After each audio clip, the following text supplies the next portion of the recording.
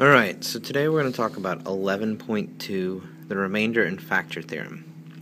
So the remainder theorem states that for a polynomial p of x, the function value p of r is the remainder when p of x is divided by x minus r. So, what that basically is saying is that if I have some polynomial, say p of x equals 2x to the fifth minus 3x to the fourth plus x cubed minus 2x squared plus x minus 8, I can find p of 10 without ever plugging in 10 for each one of these x values. That would take a long time. What I can do is I can actually take p of x, divide p of x by x minus 10. Okay, because here, if I look over there, r is going to be 10. That's that p of r. So I say x minus r, so r is 10. And I take p of x right there and divide it by x minus 10. But if I notice, x minus 10 is a linear with a coefficient of 1 on the x term. So thus, I can actually use synthetic division. So it's 2, negative 3, 1, negative 2, 1, negative 8. Okay? And then I have my little box over here where I put 10. Now, draw my line, go across like so, then I bring down 2. Say 10 times 2 is 20, so that's going to be 17, because 20 minus 3 is 17. So I brought down the 2, I did 10 times 2, negative 3 plus 20 is 17, 10 times 17 is 170, that's 171, because 1 plus 170 is 171, times 10 is 1710, minus 2 is 1708, which gives me 1780, I add 1 to that, that's 17,081, multiply that by 10, and you have 170,810 minus 8 is 170,802. Okay, so therefore, based on this right here, I know that p of r is equal to this value right there. So I can say p of r, or p of 10, equals this remainder right here, 170,802. So, make sure that looks like a 10. Now, had we plugged this in, we would have had p of 10 equals 2 times 10 to the fifth power plus 3 times 10 to the fourth power plus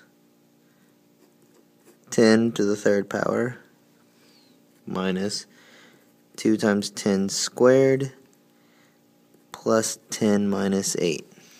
Okay, well, if I work that all out, this is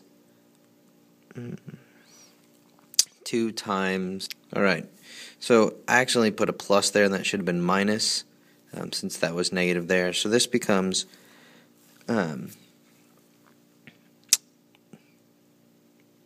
so 200,000 minus 30,000 plus 1,000 minus 200 plus 10 minus 8, which if I add that all up together ends up giving me 170,802.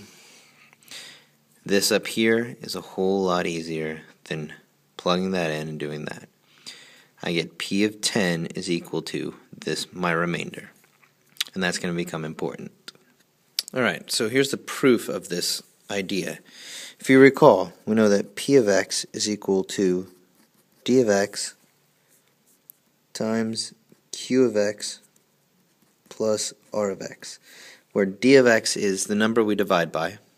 So in this case, x minus r. Q of x is the quotient, the answer that we get when we divide that, plus r of x, which is the remainder. So I take this and I say, okay, well, I know that d of x here we're dividing by, in the theorem we're dividing by x minus r. So I say, okay, d of x is actually x minus r times q of x plus r of x. Alright, for example Tom, we have p of x. We're going to let p of x equal x cubed plus 2x squared minus 5x minus 6. And then we're going to factor the polynomial p of x and then solve p of x equals 0.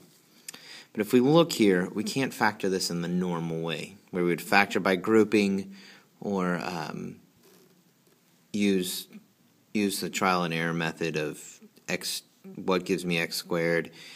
So what we're going to have to do is actually a different trial and error method. We are going to look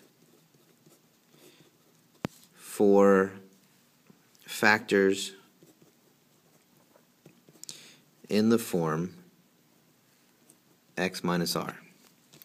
Okay, and so we're going to use the idea that we know it's a factor if, using synthetic division, we get that r ends up giving us a remainder of 0.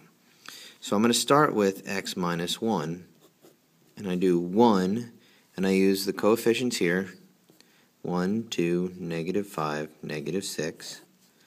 Using synthetic division, I bring down the 1. 1 times 1 is 1, that's 3. 1 times 3 is 3, that's negative 2. It gives me negative 2, which is negative 8. So then I know that x minus 1 is not a factor. Okay, so now I'm going to check x plus 1. So to do that, I take negative 1, and I have 1, 2, negative 5, negative 6 again.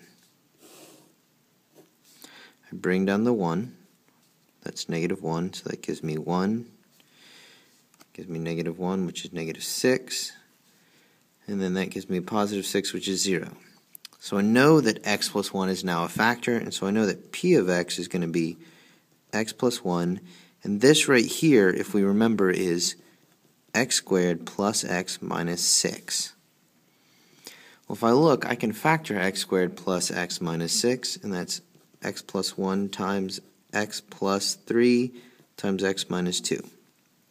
Now what I want to do is I want to set that equal to 0 and solve it. Okay, so this is the factored form. Solved, I get x equals negative 1, negative 3, and 2.